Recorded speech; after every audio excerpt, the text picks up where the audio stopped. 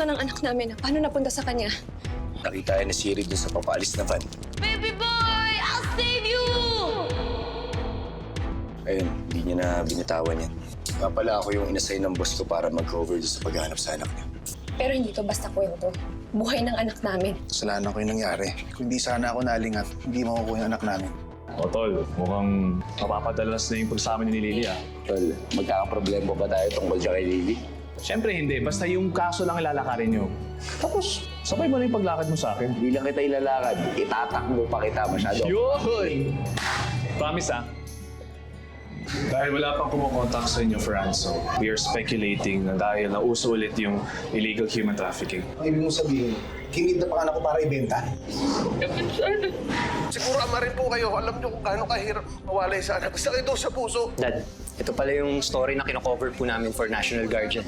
That's a petty issue. Never magiging petty ang malayo ang isang magulang sa kanyang anak. Nakaka-relate ka ba? Eh, hindi naman malayong nag-iisang anak natin na si Dindo, ha? Unless may anak ka sa iba. Ikaw nga magsabi ka nga ng totoo sa akin. May babae ka ba? May kabit ka ba? Nakita ka raw ni Celia na meron kang kasama. Naku naman, si Celia, di ba malabo ang mata noon? Siguradong ako nakita niya? Wala daw siya dilang sa lamin, pero para ikaw. Oh, kita mo? Alam mo, kahit malabo ang mata noon, pero ang talas ng dila sa chismis. Lily, delikado yung pagsama mo kay Jack. Baka kung ano pa mangyari sa'yo. Pido, na-appreciate ko yung concern mo. Pero okay naman na talaga ako. Tsaka isa pa, research lang yun. Hindi ako hahayaan ni Jack na malagay sa panganib ulit. Hindi kayo ni Jack. Uy, ngumiti siya.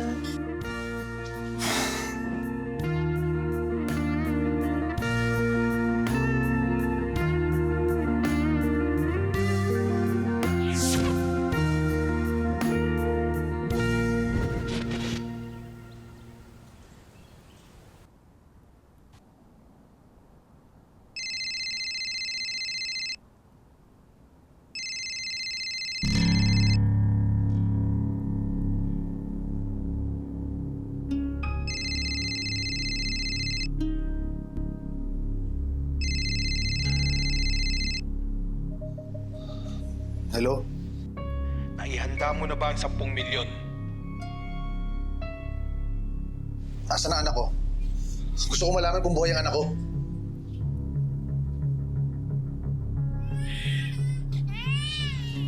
Si Jace. Isa lang.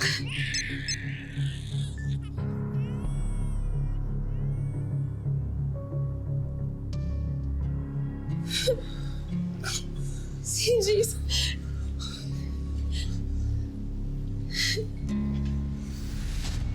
Bibigyan kita ng 24 oras para pag-isipan ang mga susunod na kilos mo, Mr. Ruiz. Huwag na huwag kang kokontak ng pulis o kahit na anong tulong. Buhay ng anak mo ang nakataya, kapalit ng 10 milyong hinihingi namin. Hello?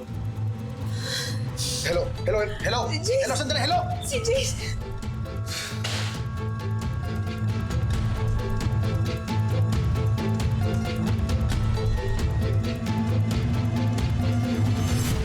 Basta i-prepare nyo lahat ng necessary documents. Bukas na bukas kukunin ko yung pera. Lahat ng pwede. Salamat. Pa-follow up na rin ako kay Mr. Tan. Baka sakaling payagan tayo mag-loan. Albert, hindi dapat tayo nagpapadalos-dalos. Buhay ng anak ko nakasalalay dito. Magko-cooperate na ako sa mga kidnappers. Wala naman akong choice. Gusto ko makuha anak ko. Okay, sige. Ito na lang. Tingin ko kailangan natin ng tulong ng mga pulis. Teka lang. Paano papasok nila tapos may mangyari? Eh di, paano yung anak namin? Kapag nagpatulong tayo sa mga pulis, hindi nila makukuha yung anak niyo. Maaaring mahuli pa natin kasi may gawa nito. Kuya, he's right. Pero kailangan pag-isipan muna ng mabuti to. Kasi medyo risky yung gagawin natin. Hindi natin alam kung anong kaya gawin ng mga kidnappers. Risky nga. Pero tingin ko kailangan natin ng tulong ng mga pulis. Lalo pat hawak nilang kaso niyo. Meryl. Sige. Sige, tawagan yung mga polis.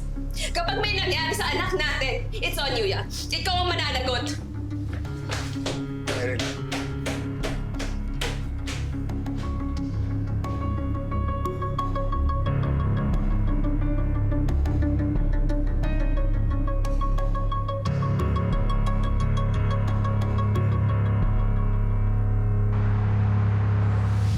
Sa loob ng 24 oras sa tawag sila ulit. Kaya i-heads up yung sa Rapido. Para kung sakasakali man tumawag yung mga kidnappers na sila sa mga Ruiz. Sige, ako na lang magkukontak kay Pido. Magkikita kami mamaya. Lily, sigurado ko ba talaga? Kasi iniisip ko pa mamaya na-hassle ka na eh. Hindi ka naman kailangan ng assistance sa pagka-cover nito. Jack, lumaki ako ng walang ama. Tsaka hindi ko hahayaan si Baby Jace na mangyari rin yun sa kanya. Malayo siya sa magulang niya.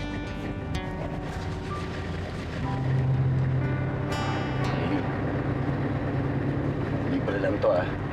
Baka mamaya naghihintay ka ng pambayad. Walang pambabayad sa'yo. Ano ba, Jack? Naniningil ba ako? Hindi naman ah. Tsaka, gusto kitang kasama. Hindi, gusto ko kasama ako sa pagsuot ng jeans.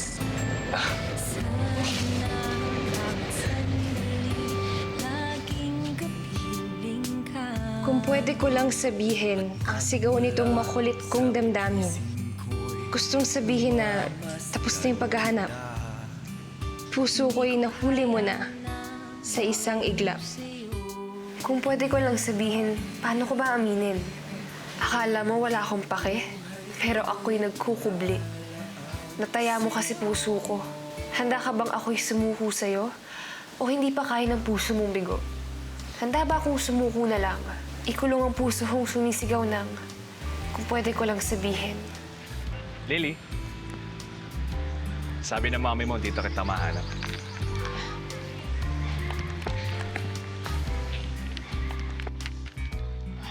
Nga pala, salamat sa mga updates kay Baby Jace. Bibisita na kami sa mga Luis bukas. Good. Salamat ah. Ito pala yung hideout na kinakwento mo sa akin. Teka, Lily, bakit ka mag-isa dito? Best friend ko kasi itong si Lolo Puno. Kapag meron akong mga problema, mga nararamdaman, mga secrets, pupunta ako dito tapos sinasabi ko lahat kay Lolo Puno. Pakiramdam ko kasi meron ako natatanggap na vibe sa kanya na feeling ko safe ako, pampakalma.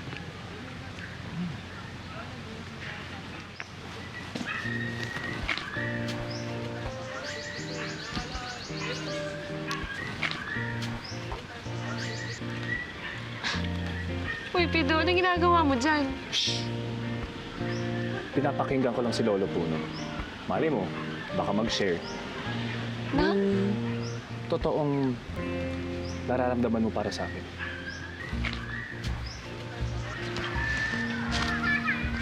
Kung alam mo lang talaga.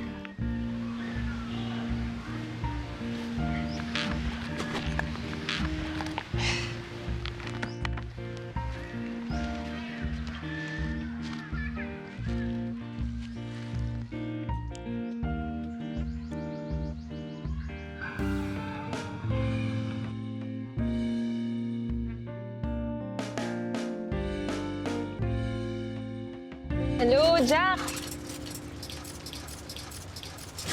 Eto, duties with nanay. O, pero ano update mo ako. Sige, mag-iingat ka. Bye-bye. Ala? Uy, anong ngiti yan? Ha? Anong ngiti yung ano mo dyan? Wala, happy lang ako kasi si nanay magbe-bake na ulit tapos hindi na siya pabalik ng Paris. Magninegosyo na siya ulit. Ako, Ensan, ako huwag ba ako niloloko Kaso nung nawawalang bata yung pinag-uusapan niya ni Jack. Pero yung ngiti mo, akala mo naman nag-I-love you sa kanya. Grabe, OA naman to. Mas OA ka. Tinan mo yung kilig mo. Naku, huwag ka dun kay Jack kasi paasa yun. Ito naman si Paasa to the corp. Ensan, unting pakipot naman yan. Hello? Who's this? Jack? Agad? Ay. Hindi. Ayan. Seryoso. Oh. Alam mo, wala naman talaga kaming something ni Jack, kundi yung kaso. Pero aminin ko, nag-aalala rin ako sa kanya. Ayun. Walang mali siya. May issue din kasi siya dun sa tatay niya. Iniwan kasi siya eh. Sana, matulungan ko siyang maayos yun. Kahit makapag-convince man lang ako na makipagkita siya dun sa tatay niya, parang pakiramdam ko, makikita ko na rin yung totoo kong tatay. Lily? Senator, Kamusta ka na, Iha? okay naman po. Salamat po dun sa mga padala niyo, ha. Naku, wala yun. You're welcome.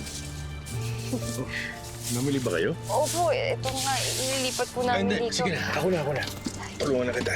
Ay, salamat po, Senator. Tita! Nay!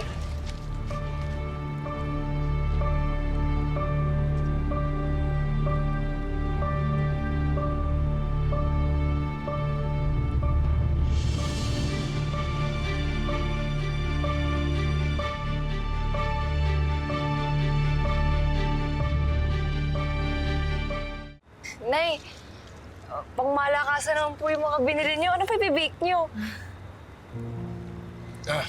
Tulungan na kita. Ano ang bubod na ito?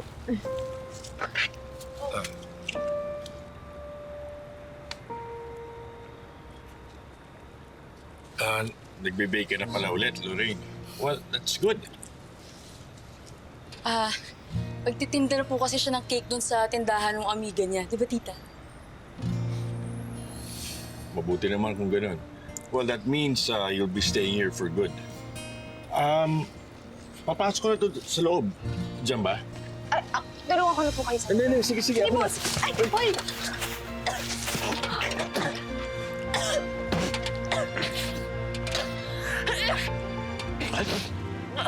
Senator, okay lang ka. Mabilis din po ba lang ipasukan ng doon sa ilong? Biglang kumati. Kaya, ikaw may mga harina ka pa, oh. Ikaw din, Senator! Meron ba? Meron po! Lily, alam mo, kailangan na natin umalis. Lipitan natin to. Kasi alam mo, hiniram lang natin tong sasakyan na to eh. Sige po! Okay lang, ayusin na lang natin. Ay, sayang. Senator, see you soon po, ah. O sige, mag-iingat kayo, ha? Sige po. Salamat po. Tita, okay lang. Ay, dito kayo sa loob. Senator, pwede. Tita, bago lang umalis. Senator, selfie mo.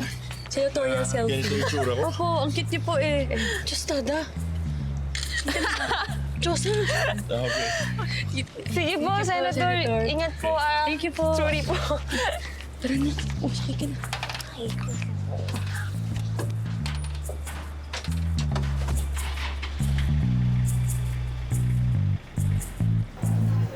Tatawag ng mga kidnappers sa namang oras ngayon. Yung mga bawas si Dean, nandun na sa Mang Ruiz.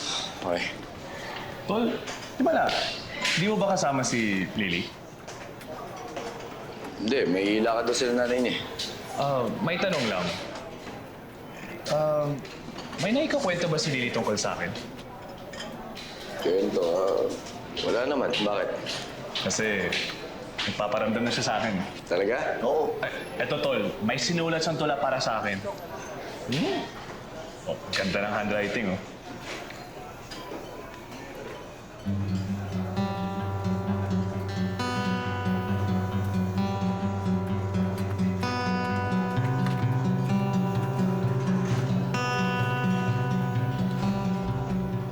Sige na, Tol. Mamaya natin pag-usapan yan. Trabaho na muna tayo. Sige na. ingat kayo ha.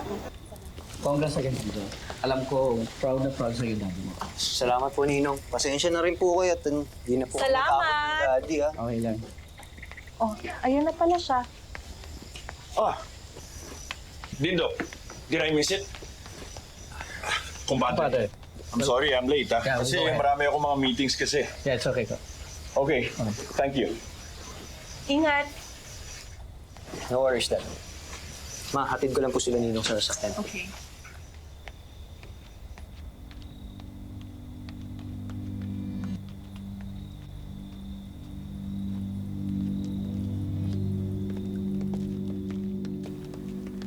Konting sensitivity naman at konsiderasyon pagdating sa anak mo, Lawrence.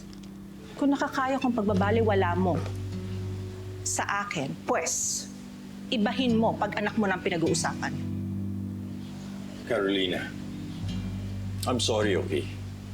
But I didn't promise anything. Remember, I told you yesterday na marami akong meetings today. Look, it's not like Dindo's 7-year-old na na-miss ko ang birthday party niya. Dindo is stepping up for a long time na maging bum sa buhay natin. The least that you can do is ipakita mo sa kanya na may konting pakialam ka just to be present. Carolina, listen to me. No! You listen to me. Hindi siya asawa mo na pwede mo na lang ipagpalit ng kaninong babae. Anak mo siya. At hindi na mababago yon. So do us both a favor. And be a father to your kid, for God's sake.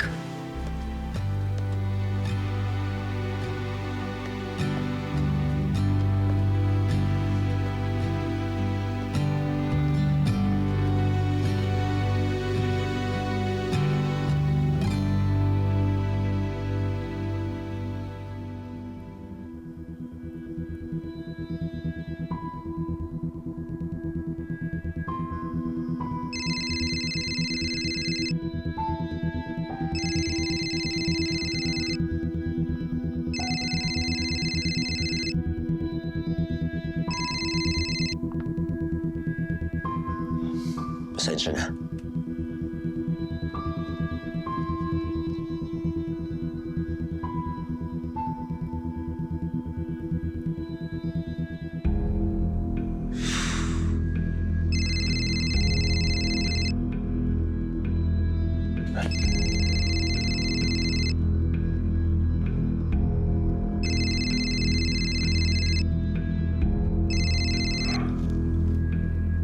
Hello? Pumapayag ka na ba, Mr. Ruiz? Nakahanda na 10 milyon. Alas 10 ng gabi, ite-text ko sa'yo yung address. Mag-isa lang dapat ang magdadala ng pera. Walang kasama. Oo, hindi ako magkasama ng pulis. Mag-isa lang akong darating. Sinong nagsabi na ikaw ang magdadala ng pera? Ang gusto ko, yung asawa mo ang magdala ng 10 milyon. Siya lang mag-isa. Makakita lang kami ng isang pulis o ibang tao na sumusunod sa asawa mo. Papatayin ko ang anak mo. Pati ang asawa mo.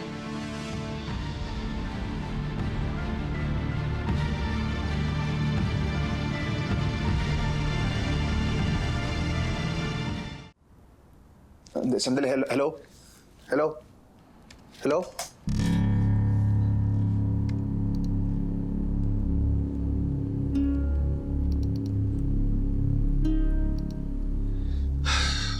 Hindi ko siya na-trace. Binaba ka agad.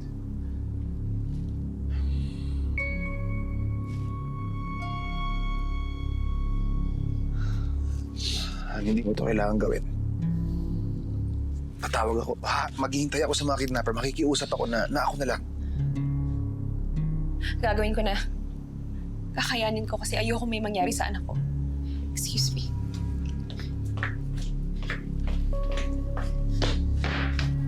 Daryl, sige na kuya. Ako nang bahala sa kanya.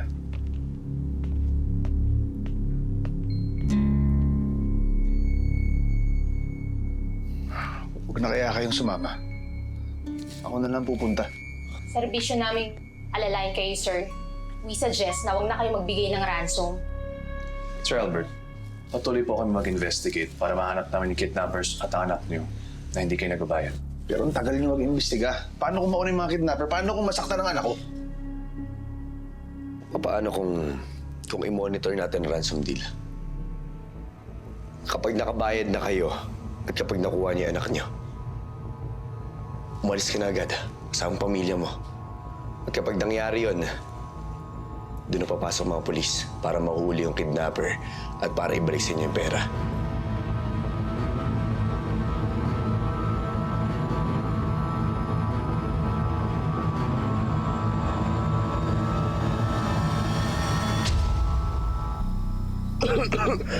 Pare, baka pwede makisuyo yan ng tubig. Inom lang akong gamot. Oh. Pakibukas mo na. Nakita mo na may buhat-buhat akong bata eh. Oh, ito na, ito na! Oh.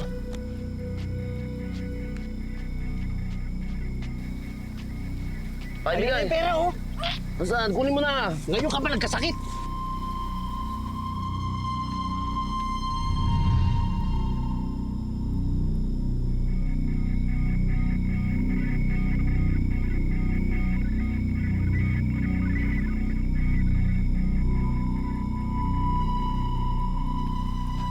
Mas Merit, papi! Naaamoy ko si baby boy! Sigurin natin. Wag muna. May usapan kami ni Albert. Once makalayo si Meryl, doon lang tayo susugot.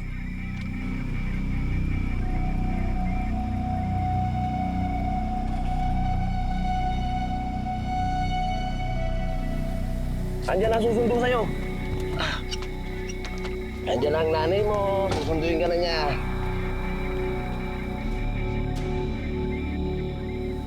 Nasaan yung anak ko? Bata!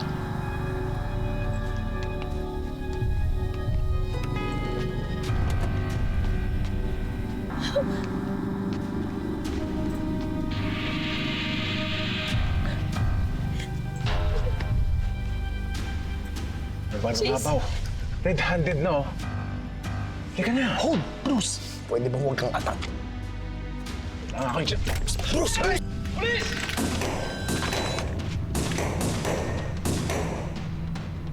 Si Meryl.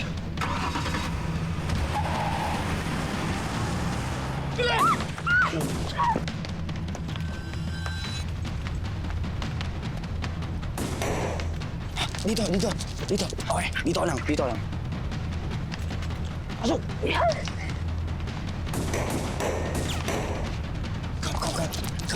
Come. Okay. Bilis! Come. Dito. Papi, si baby boy! Baka anong mangyari sa kanya?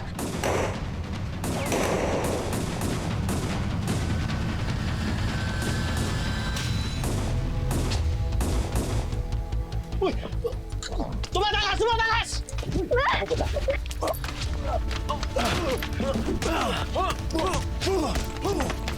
Hurt mo, papi ko!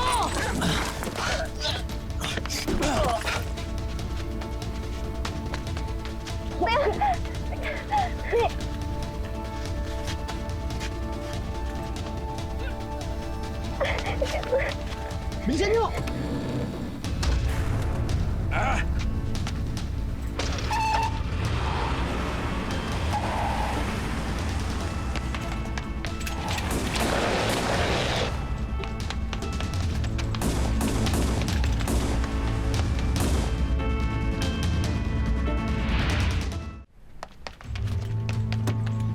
Dali, sakay!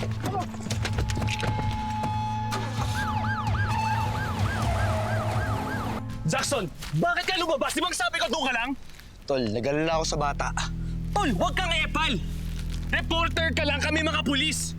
Hayaan mo na kami! Kasalanan mo to eh!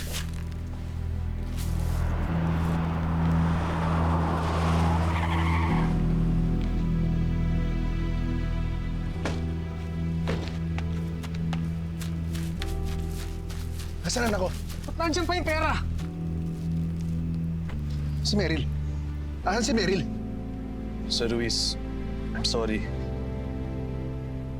Nakatakas po sila. Sabi niyo tutulungan niyo ako. Ngayon ba't yung asawa ko wala?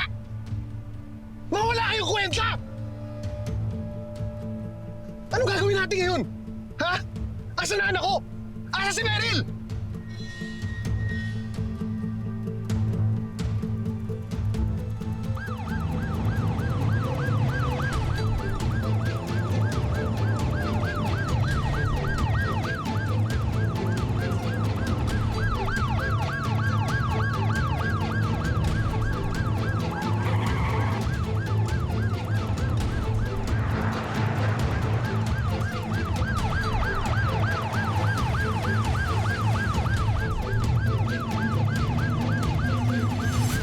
Hindi na ako makikipag-cooperate sa mga pulis. Hindi ko na kayo kailangan. Ako na lang maghahanap sa mag-ina ko. Ayun na.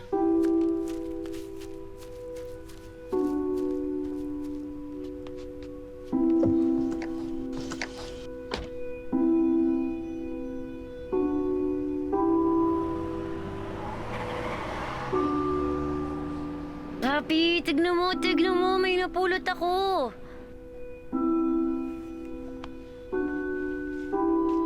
Huwag tayo mawalan ng pag-asa.